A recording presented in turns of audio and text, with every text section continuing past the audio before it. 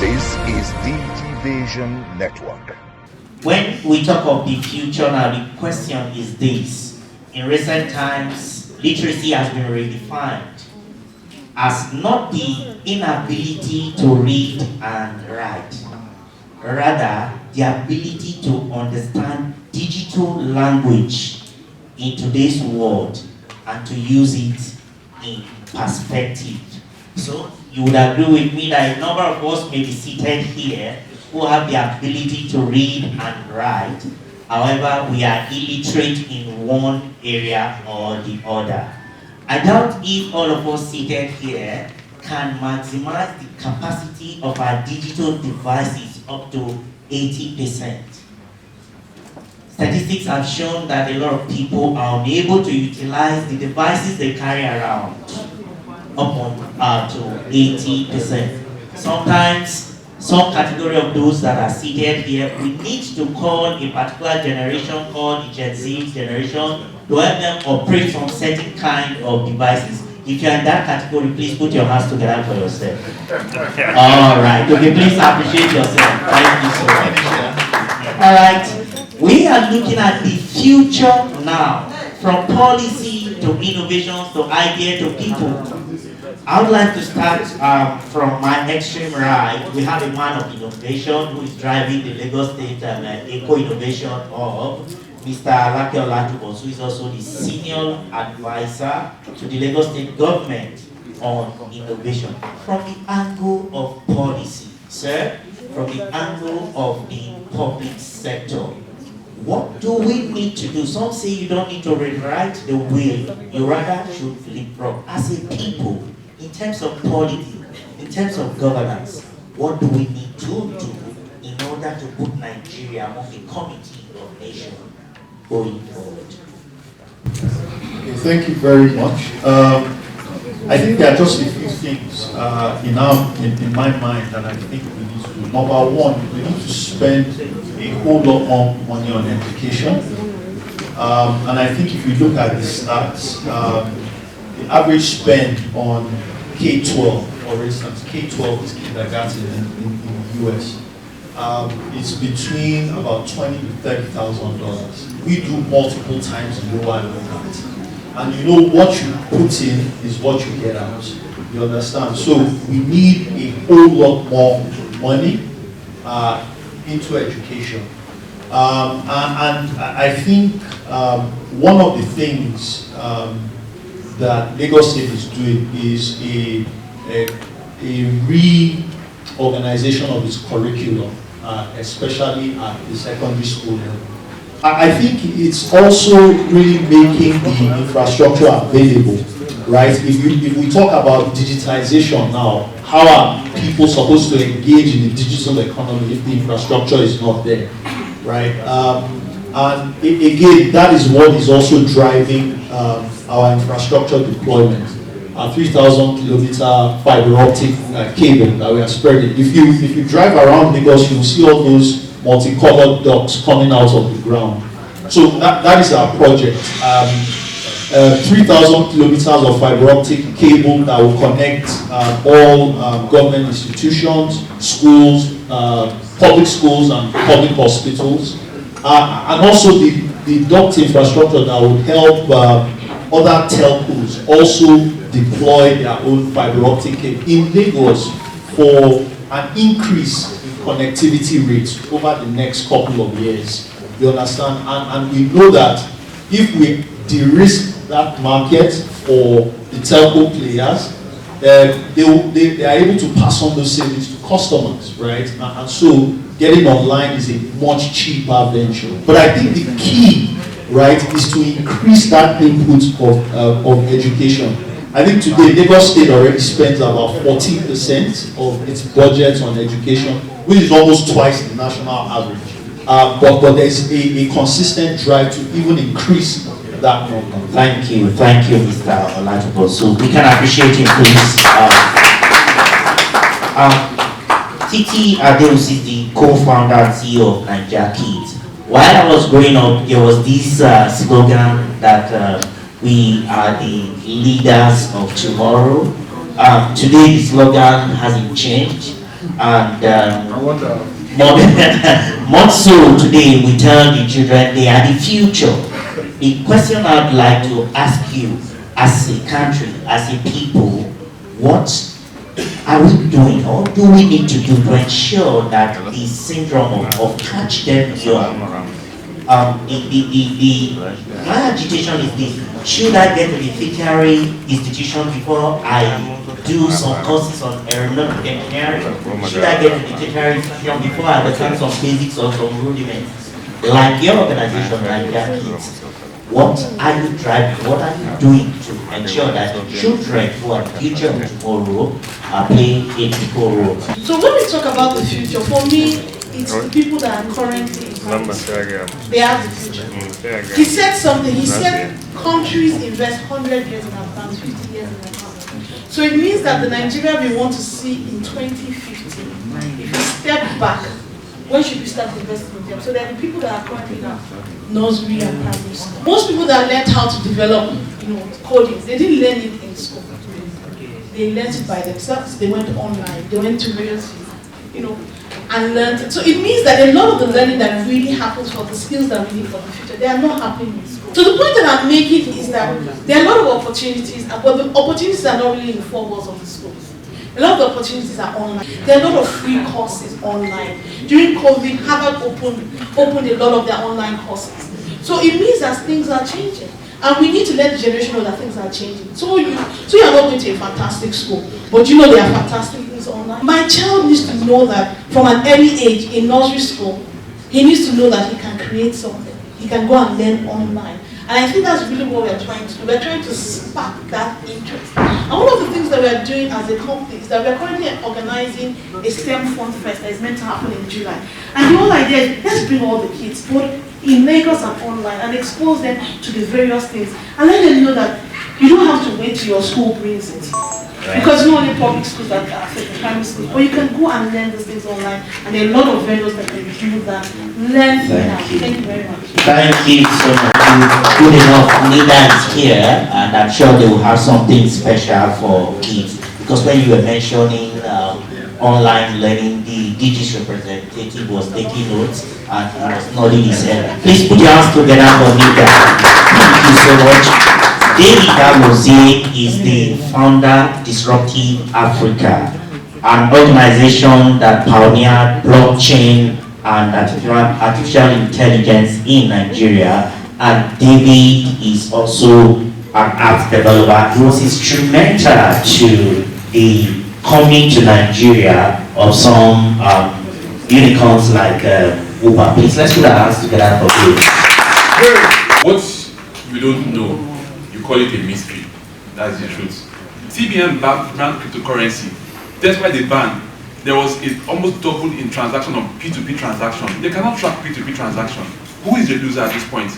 There is so much money to be made if CBN is able to understand cryptocurrency and leverage it. Yeah, CBN came in with the e-naira, but nobody cares about e-naira. Why would you tie an e-naira to naira that is always falling every day? Now, there's also a huge opportunity that is also coming apart from the blockchain. Blockchain is not about cryptocurrency and payment. Right now, people are building, they call it DeFi, decentralized financing. People are building banks, something as good as central bank or the blockchain. And what's good about it is that I don't need to have those infrastructure because it is decentralized. People like Binance, Binance is not to 5 to 6 years, but they are bigger than banks in Nigeria. Just cryptocurrency on the blockchain, and all over the world, they are talking to everybody. So the government needs to understand there's so much opportunity they are losing if they don't sit down to understand this new technology. Metaverse is basically, I know from folks that have seen some kids playing games, where you see there'll be a character going around fighting and doing a whole lot of things. But metaverse is like that, but it will now be a representation of you in a virtual world doing what you need to do.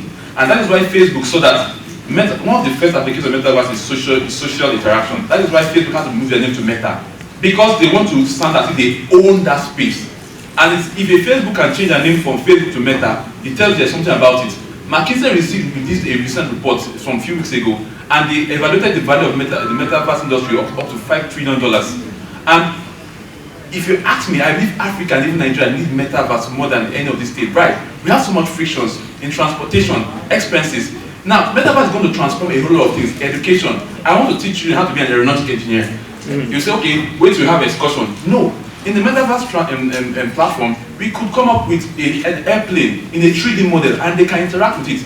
It's not just a theoretical, hypothetical thing. Big companies all over the world are already building their offices and company in the metaverse, on the central land and so many places like that. And people like big car companies, Mercedes-Benz, all of them, they are creating 3D versions of their vehicles so that you can go there and have an experience of what they are building. So metaverse is going to transform education, it's transforming customer experience.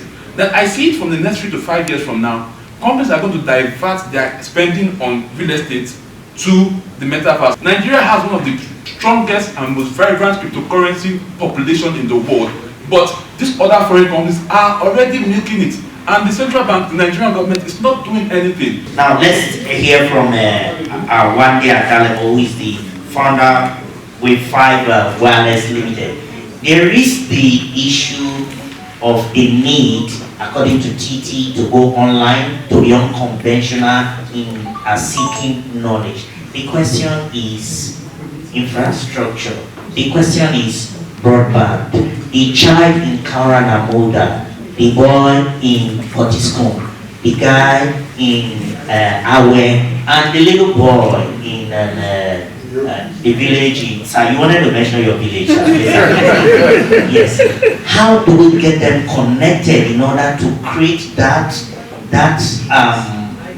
is it buzz, or to create that, to trigger that zeal, to ensure that learning becomes unconventional because of ability to access? I really don't believe that we need to rely on developed economies to get our things going, which is why I appreciate what the Lagos State government is doing, and I'm glad that Mr. Lake is here.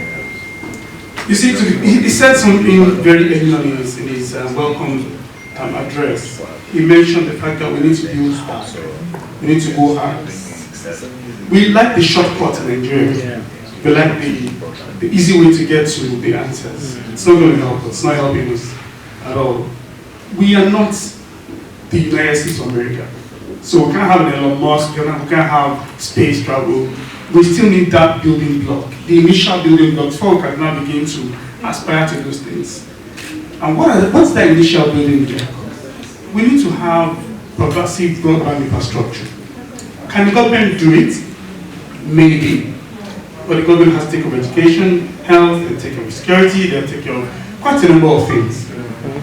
So who will do it? It has to be an amalgamation of entrepreneurs and the government. And when we say entrepreneurs, we're becoming, this is the largest colonial country in the world in terms of software. Software is being developed, and I ask entrepreneurs, interestingly I wear 2 hats. I'm an entrepreneur, I build wireless networks. The Facebook you're talking about, the Google, the Amazon Web Services, it's not software. That's a lie. It's massive farms of server infrastructure that you're using. So these guys are building their infrastructure and extracting the 2 naira from you and use to build their infrastructure. So why don't you do the same here? So let me use my company as an example. And what we do, and what I believe in very strongly, is that there's no point antagonizing the government, especially people in our age range, 45 younger. There's no point going online and saying that the government is stupid, the government don't know what they're doing. I mean, you have people like him. I've not interacted with him on Facebook, but I have a cause to always interact with him when he's not there. And the Commission of Science and Tech is someone like an Egmont to me. So when we're interacting, he's always mentioning his name. You have people like him, you have very, very brilliant people in government. I mean, they're all here. Very brilliant people in government, and then you think that everybody in government is stupid. I think what needs to be done is that we need to now find a common ground. How can we help you solve the problems that you cannot solve now? So one of the things we did, and one of the things I'm doing right now to solve the broadband problem is, why don't we have pervasive Wi-Fi in Nigeria? Who will provide it? Great question. So what we did was walk up to the Lagos State government and say, can we have pervasive broadband in public places in Lagos State? let's start with all of your BRT bus shelters in Lagos. And then Lamata says, well, is that possible? We say, it's possible. But we don't need any cover from you, right? I'm an entrepreneur, right? So we will create a system where we can monetize that Wi-Fi. So why can't we use one stone to kill two birds? And what are the two birds we want to kill? First of all, provide public pervasive Wi-Fi in every single BRT bus shelter and terminals all over Lagos. Why? Because there are 2 million Lagosians moving every single day, and they spend an average of 30 minutes to 1 hour at the bus stops. So when we say telecommuting, why can't they walk from where they are at the bus stations? And so they said, okay, let's try it at the busiest bus shelters we have. So we went to Ikorodu and TBS and we set it up there.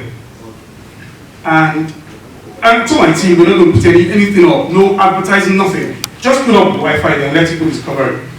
What we discovered was that within 5 days, 5,000 Lagosians connected to these networks. 5 days. In 30 days, we had 20 terabits of data had been downloaded. If I will connect my laptop to the screen here, you will see exactly how much I've downloaded today. On an average, between the hours of 9 in the morning and 10 and 11 in the morning, we have 190 gig downloaded every single day. That points to something. Nigerians need high speed, not just internet for the sake of it, right? It has to be quality because you need to respect people. True. So the government, Lamata is happy, so they say, okay, so progress, let's do this, right? The second thing we're doing is, so how do we monetize this? There are entrepreneurs in this room who need to reach customers. Where do we go to reach customers? We pay dollars to Facebook and YouTube and the rest of them, and we don't get value for that money. So why don't you build infrastructure that will enable entrepreneurs to reach someone on Wi-Fi right there and then on his phone. So he sees your ad and says, oh, okay, I want to interact with this ad, interact with the ad. He gets on the storefront, he buys, and we get a local delivery company to deliver to that person. So so broadband is not just for the sake of getting online, it solves problems. And that's what we're doing. We're doing value-added Wi-Fi services. And Lamata is very happy now because the commuters in Ikorodu and TBS, anytime there's an issue with maybe solar panels and then we have to rush there, you get to Ikorodu, you see thousands of televisions say, it's not working, it's not working. And you're like, oh my, and I'm like, okay, this is what we want to hear, right? We need to begin to collaborate with government as entrepreneurs to solve our nascent problems. America will not come and solve our problems for us. We need to close our eyes and put money in that infrastructure. If you don't do it, I mean, he was speaking about fiber optics. We're taking fiber optics to every single bus stop. It's not radio. Because radio won't solve it. I mean, the kind of capacities we're looking at. And that's costing us money. Ikorodu costs about 2 million naira to get fiber there. Wow. And I'm going to go to Lagos and say, Lagos, come and bring my 2 million naira. The next thing we want to do, maybe I'll get his help, is to now start a conversation with the Lagos Electricity Board to say your street lights are just wasting away. Yeah. Let's put Wi-Fi on your street lights so that we can have pervasive Wi-Fi in every single street in Lagos. City can now say, I want to come up with a program for out-of-school kids. They don't need to be in the classrooms, and collaborate with the Lagos State government to say, how can we help our students who are out of school to connect to, Wi-Fi is free anyway, so what can we do with devices and gadgets or places where they can go to? These viewing centers, when they're not showing football matches, they show some movies and see kids going there. Why don't you partner with those viewing centers and then become teaching centers for these out-of-school kids? And when we say out-of-school kids, in Lagos, it's really not a big major problem. We have kids who cannot access resources online, so make them access your resources in these places. Entrepreneurship and government working together. And so if the model works in Lagos, and I can go to Nasarawa, say Nasarawa, can we try this in Nasarawa? I can go to Oyo, I can go anywhere else. And then in 5 years, we have maybe 15 to 20 states in Nigeria with the same model. Everybody is happy. Majority of us are online. Quality broadband access, not just the kind of buckets of 1 gig or 2 gig we're selling to ourselves. And then we have the infrastructure that cannot begin to help us get to the next level we want to get to. Engineer Festus, my question is this. To build cities of the future, do we need to bring Julius Berger? To build the emerging cities, the mega cities like Lagos, how do we ensure that capacities, local content, help us to deliver this to meet the yearnings of Nigerians? Engineering is knowledge-based. And now fundamentally we need to know that we need to set the tone for knowledge. And where do you get knowledge? You got to study. Where do you study? You got to go to school. That is basic. So the first thing is, as earlier speaker has said, we must set a very resounding tone that we need to find a common space whereby the knowledge derived in the study of engineering is conventional, is global, and is trending, as it were. I need to let you know that evolution of engineering is transcending biotechnology, as it were. You are talking of industrial revolution from the first stage, second stage, third stage, fourth stage, and the fifth stage. Now, China and some other developed countries are even moving ahead of biotechnology. When you look at the regulatory bodies, you talk of CORE, the Council for the Regulation of Nigerian Engineers, which I'm a certified engineer of. And then the Nigerian Society of Engineers, which I'm also a fellow, you find out that things are changing. You may not know. We are not doing it the way we used to do it, because now we are aware that the future of engineering is actually in the application of the trending knowledge, the global trending knowledge. Now let me go directly to what you said. You find out that we have these collapse of structures. You know, even sometimes some of these structures are built by certified engineers. Then when I've been a part of a committee that was to probe a particular collapse of structure, and then although I'm an electrical engineer up to PhD level, but you just find out that by the time you look at what happened to why these buildings collapse, even with a certified civil engineer, structural engineer, architecturals and what have you, you find out that somebody has failed. Let me tell you the truth. The curriculum we have today, Okay.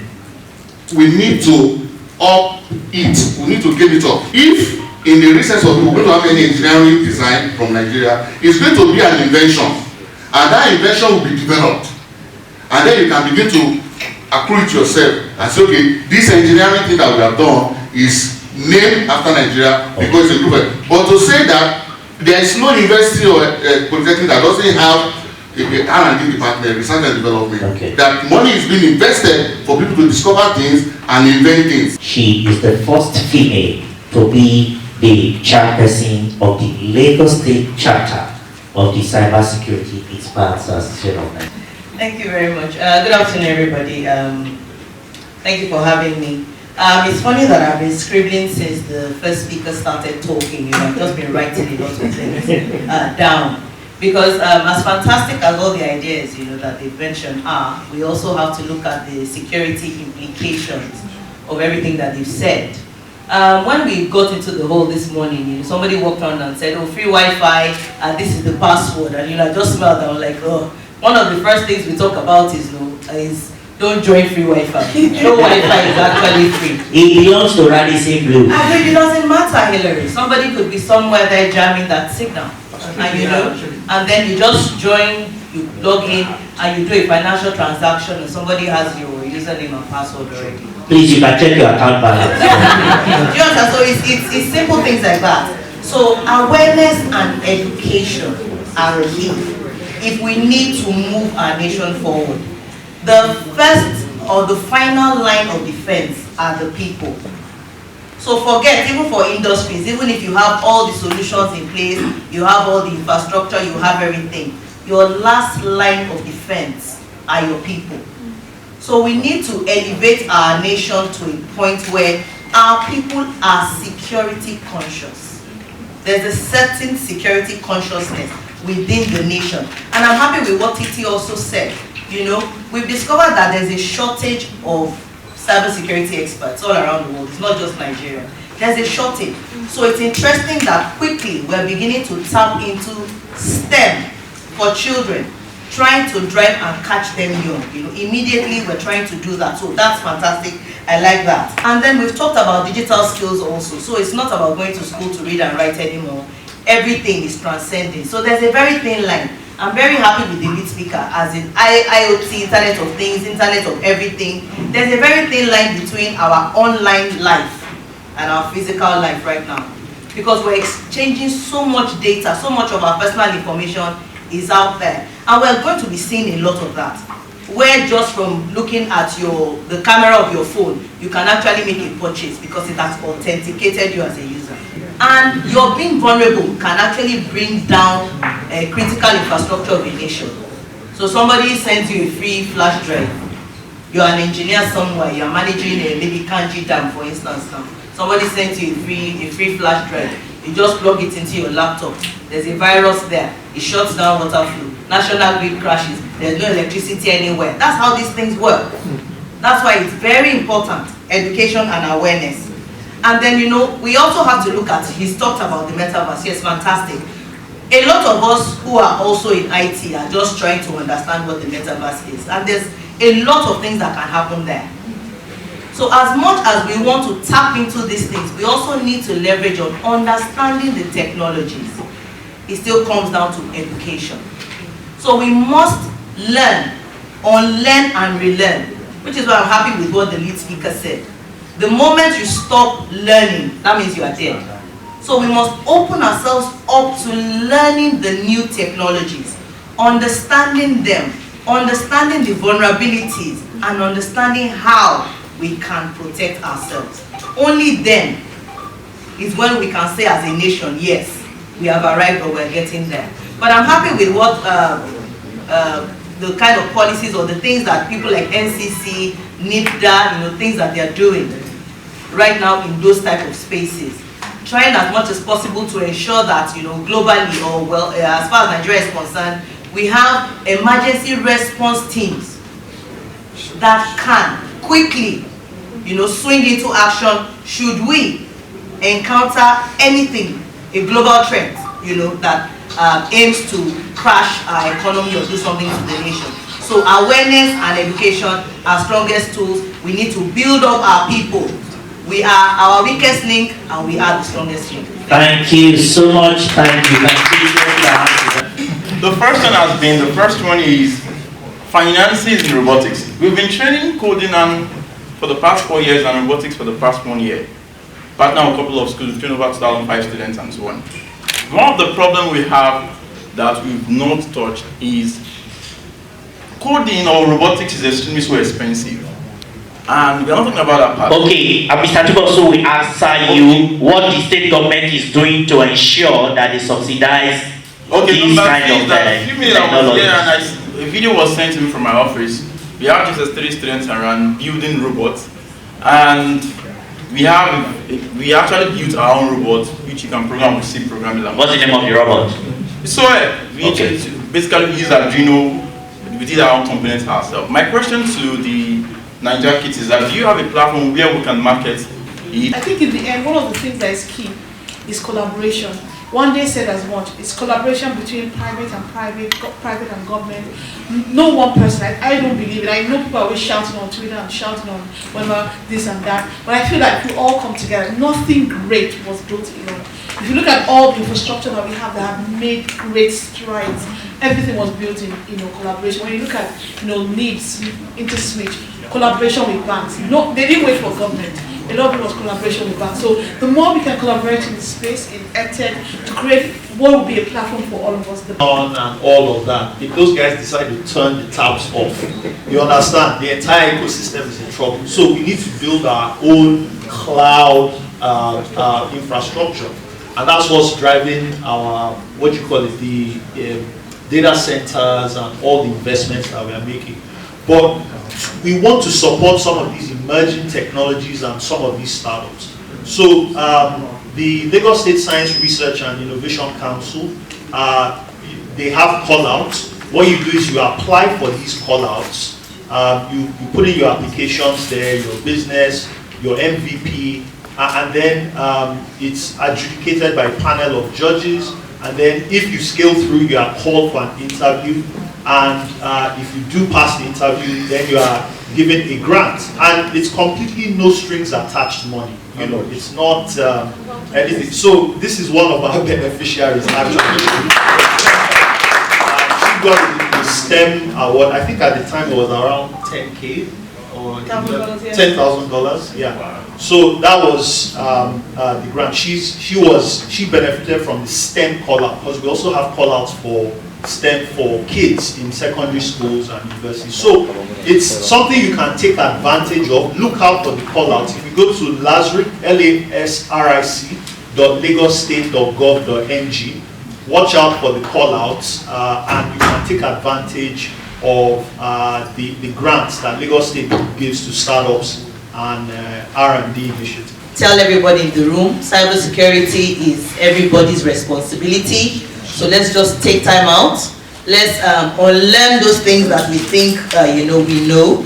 Let's open ourselves up to more learning, and then let's just try and make the world a safer place. So I want to employ everybody, right from when you are giving back to your children, your kids, let them understand that whatever skill they are learning from their primary school, from nursery, primary, is very essential, not only for them, but for the development of the nation.